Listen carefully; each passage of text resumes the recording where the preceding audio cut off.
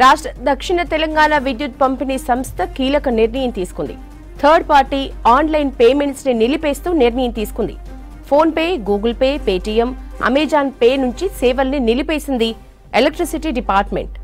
RBI ఆదేశాల మేరకు private payments ని నిలిపివేస్తూ నిర్ణయం తీసుకున్నట్లు తెలిపింది. టీజీఎస్పీడీసీఎల్ వెబ్సైట్ లేదా మొబైల్ యాప్ ద్వారా కరెంటు బిల్లు కట్టాలని సూచించింది. రాష్ట్ర దక్షిణ తెలంగాణ విద్యుత్ పంపిణీ సంస్థ కీలక నిర్ణయం తీసుకుంది. థర్డ్ పార్టీ ఆన్లైన్ పేమెంట్స్ ని నిలిపివేస్తూ నిర్ణయం తీసుకుంది. Phone pay, Google pay, Paytm, Amazon pay నుంచి సేవల్ని నిలిపివేసింది ఎలక్ట్రిసిటీ డిపార్ట్మెంట్. ఆర్బీఐ ఆదేశాల మేరకు ప్రైవేట్ పేమెంట్స్ నిలిపివేస్తూ నిర్ణయం తీసుకున్నట్లు తెలిపింది. టీజీఎస్పీడీసీఎల్ వెబ్సైట్ లేదా మొబైల్ యాప్ ద్వారా కరెంటు బిల్లు కట్టాలని సూచించింది. విద్యుత్ పంపిణీ సంస్థల నిర్ణయంపై డీటెయిల్స్ యాదగిరి అందిస్తారు. Yadagiri, third party online payments నిలిపివేస్తూ నిర్ణయం తీసుకుంది కదా, ఎట్లా ఉన్నాయి డీటెయిల్స్? యశోద, అంటే ఇప్పటి వరకు కూడా ఈ కరెంట్ బిల్లులకు సంబంధించి ఇప్పుడున్నటువంటి సిచ్యువేషన్లో ఈ టెక్నాలజీ పరంగా చాలా డెవలప్మెంట్ అయింది కాబట్టి ఎక్కడుంటే అక్కడే ఉన్న దగ్గర నుంచే ఈ కరెంట్ బిల్లులు పే చేయడం అనేది ఈ ప్రజలకు అలవాటు అయిపోయింది. ఎందుకంటే ఇప్పుడున్నటువంటి లైఫ్ షెడ్యూల్ బిజీగా ఉంటుంది.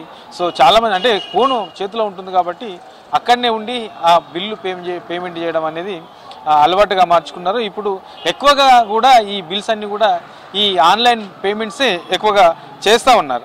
అయితే ఈ టీఎస్ఎస్పీడీసీఎల్లో తాజాగా ఈ ఆర్బీఐ నిబంధనల ప్రకారం ఆర్బీఐ సూచించినటువంటి సూచనల మేరకు ఈ థర్డ్ పార్టీ పేమెంట్స్ అన్నింటినీ కూడా ఆపివేస్తూ దీనికి సంబంధించి ఒక నిర్ణయం తీసుకున్నారు.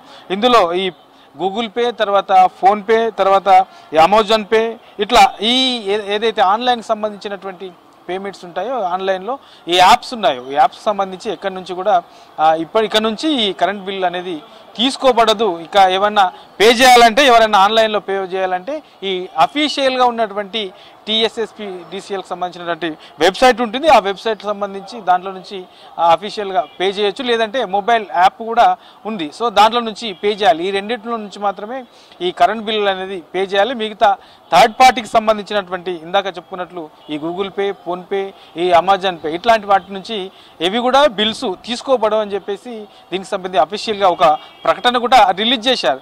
అయితే ఇందులో 2-3 రకాల చర్చ కూడా జరుగుతూ ఉన్నది. ఎందుకంటే ఈ ఆన్లైన్ పేమెంట్స్ ద్వారా కొన్ని ఇన్ టైంలో ఏదైతే ఆ డిపార్ట్మెంట్ ఉంటుందో డిపార్ట్మెంట్కు ఇన్ టైంలో ఈ బిల్స్ పోవట్లేదు అనేది చర్చ ఒకటైతే, కొన్ని సందర్భాలలో ఈ బిల్స్ పే కాకుండానే పే అయినట్లు చూపించడము.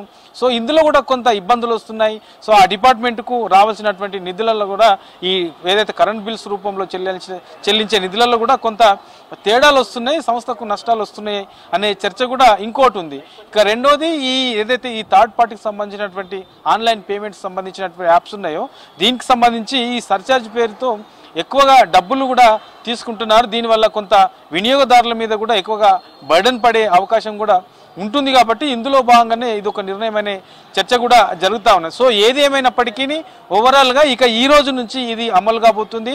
ఇక కరెంట్ బిల్లులకు సంబంధించి ఈ థర్డ్ పార్టీ యాప్ల నుంచి ఆన్లైన్ పేమెంట్స్ అనేవి ఈ డిజిటల్ పేమెంట్స్ అనేవి చేయడానికి వీలు లేదు.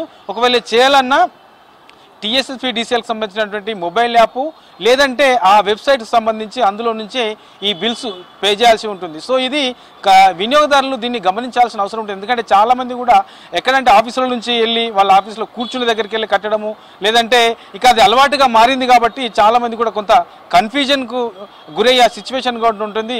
సో దీన్ని దృష్టిలో పెట్టుకొని కొంత ఏదైతే ఈ టీఎస్ఎస్పీడీసీఎల్ అధికారికంగా ఈ ప్రకటన జారీ చేసిందో ఆ ప్రకటన దృష్టిలో పెట్టుకొని ఇక ఈ థర్డ్ పార్టీకి సంబంధించినటువంటి పేమెంట్స్ అన్ని కూడా ఇక ఈ కరెంట్ బిల్లుకు సంబంధించి పేమెంట్ చేయడానికి వీలుండదు. ఇది వినియోగదారులంతా కూడా గమనించాల్సిన విషయం యశోద.